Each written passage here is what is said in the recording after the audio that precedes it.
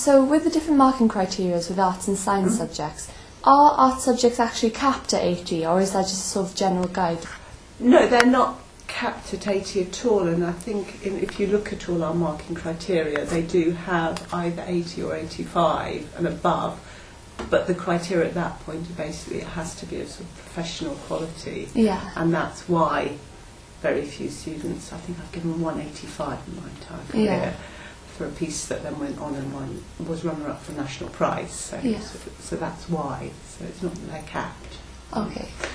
So do you think that the marking schemes for art students are a bit harder than the marking schemes for maths and science subjects? Because, lots of students are capable of getting 100% in those modules.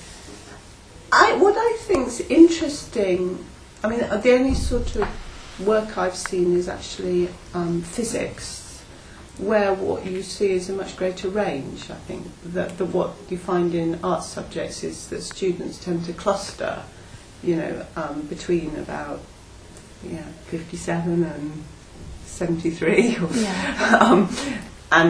but whereas the science subjects, it looks like they have much larger ranges, so they will be getting marks in the 90s, but they'll also be getting marks in the 30s. Okay. And are employers aware of this sort of differences in marking? So would they know the difference between a first degree from a science subject and a 2-1 from an art subject, say? Oh yes, I'm pretty sure, and that's why, in a way, the case for retaining classification rather than marks is quite important. And so do you think that's inferring that a maths degree or a science degree is worth less than an English degree if you get the same grade? No, not at all, because I don't know enough about how maths and things are marked, but as I understood it, certainly maths or something, it's not just that you get the right answer, but it's how you do it and whether you get a nice, neat way of doing that formula or whatever, and solving that problem. So I thought I don't see that, the trouble is having one single scale, whatever it is giving parity to a lot of different criteria and a lot of different techniques. And actually what employers are clearly looking for is what are the skills that you go out with for that particular subject. So, when I talk to people who are employing art students, what their priorities are is, fluency of argument and accuracy of written English rather than anything else. And then we're into research and analytical skills and whatever.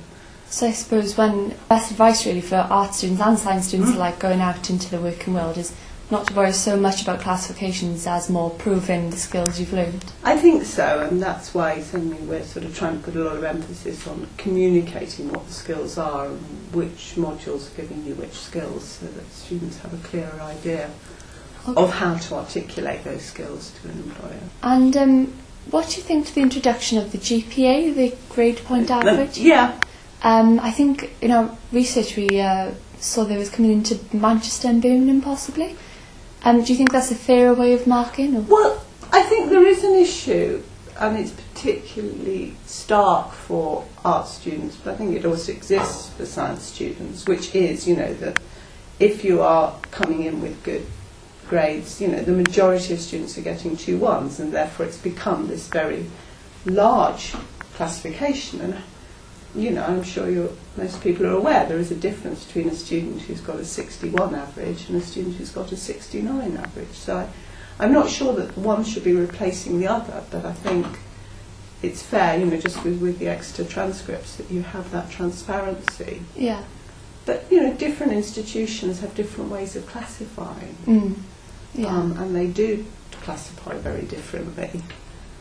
So that, you can graduate from one place with the same amount of marks with a different classification to another place. And so I think that's an argument for having that sort of transcription. So do you think there's a discrepancy between maybe the quality accepted in different universities then? So some universities maybe have a harder standard, or it's more difficult to get 2-1 than others? No.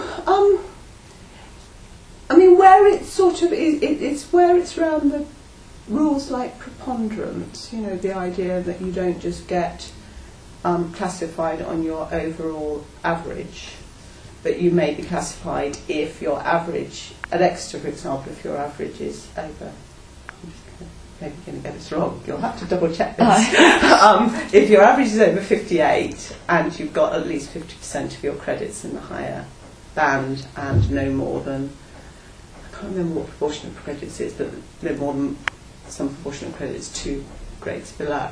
Yeah. And that's Exeter's rules, whereas I've just been externally at Sheffield, and their preponderance, I think, you know, they have an average of 58.5. Yeah. And then, but they have various different rules. So they have various, they go on the median and the mean, and then they go to some, I can't remember what the third one is they go to. But what I think is interesting is the external examining is the thing that I think does ensure a certain level of parity. Yeah.